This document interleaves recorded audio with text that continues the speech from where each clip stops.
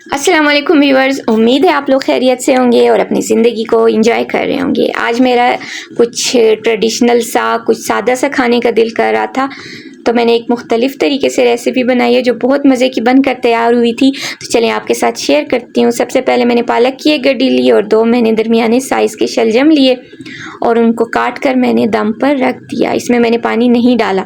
साथ ही मैंने चूल्हे में आधा कप के करीब कुकिंग ऑयल डाला और उसमें मैंने 2 दरमियाने साइज़ के प्याज डाल के हल्की सी आंच पर रख लिया।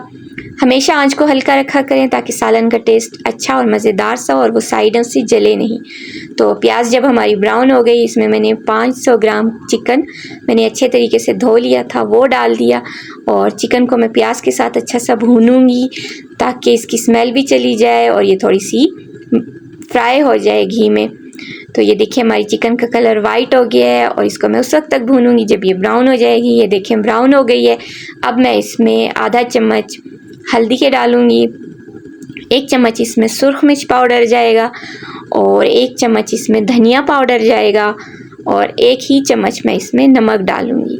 तो आप अपने टेस्ट के मुताबिक मसालों की तरतीब चेंज भी कर सकते हैं। आपको मिर्चें ज़्यादा पसंद है तो ज़्यादा डालें, कम पसंद है तो कम कर सकते हैं।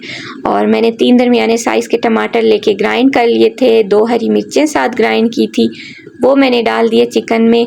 अब मैं इसको थोड़ी देर के लिए दम पे रखूँगी ताकि हमारी चिकन अच्छे तरीके से गल जाए और नरम हो जाए। और साथ ही हमारी जो शलजम और पालक थी वो भी गल चुकी थी। अब मैं इसको मैशर की मदद से अच्छा सा मैश करूँगी।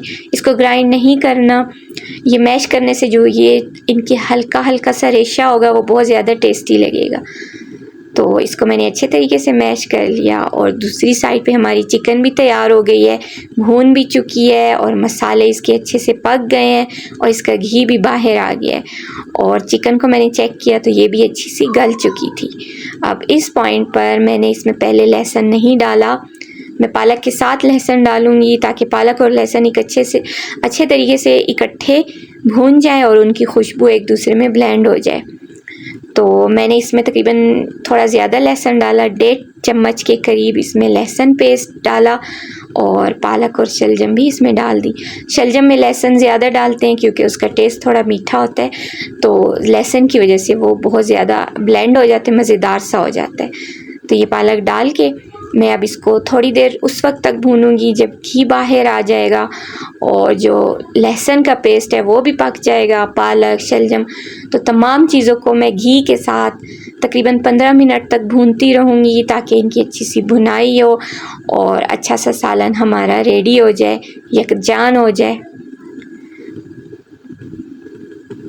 तो इसको हल्की आंच पे भूनना है ताकि बहुत ज़्यादा टेस्टी सालन बने। तो ये देखिए हमारा सालन भून चुका है, देखने में कितना प्यारा लग रहा है। इसको मैंने थोड़ी देर दम पे लगा दिया ताकि पानी खुश्क हो जाए इसका। तो ये देखिए हमारी चिकन पालक शलजम मज़े की तैयार हो गई है। अब एंड में मैंने इसके ऊपर गरम मसाला छिड़क दिया टेस्ट के लिए और खुशबू के लिए।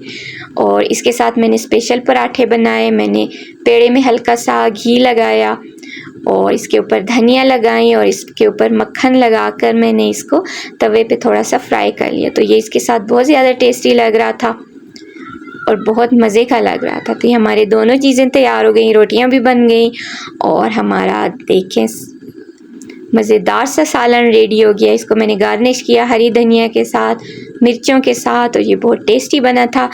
और इसके साथ जो मक्खन में बने हुए पराठे थे उनका ब्लेंड भी बहुत मज़े का लग रहा था, बिल्कुल गांव का माहौल लग रहा था ये खाते हुए और ये बहुत ज़्यादा इसका डिफरेंट सा और मज़ेदार सा टेस्ट था। तो उम्मीद है आप लोग इस रेसिपी को लाजमी ट्राई करेंगे। तो चले हम लोग चेक करते हैं कि ये कैसा बना है। आप इसकी कंसिस्टेंसी चेक कर लें, इसमें ऑयल, इसमें चिकन और ये रोटी देखें कितनी क्रंची और मज़ेदार सी बनी है। और ये सालन भी हमारा बहुत ज़्यादा टेस्टी और डिफरेंट सा बने था। तो उम्मीद है आप लोग को ये रेसिपी पसंद आएगी और आप इसको लाजमी ट्राई करेंगे और मेरे चैनल को भी देखते रहेंगे। और उन लोग का भी शुक्रिया जिन्होंने मुझे सब्सक्राइब किया और मेरा चैनल देख रहे हैं।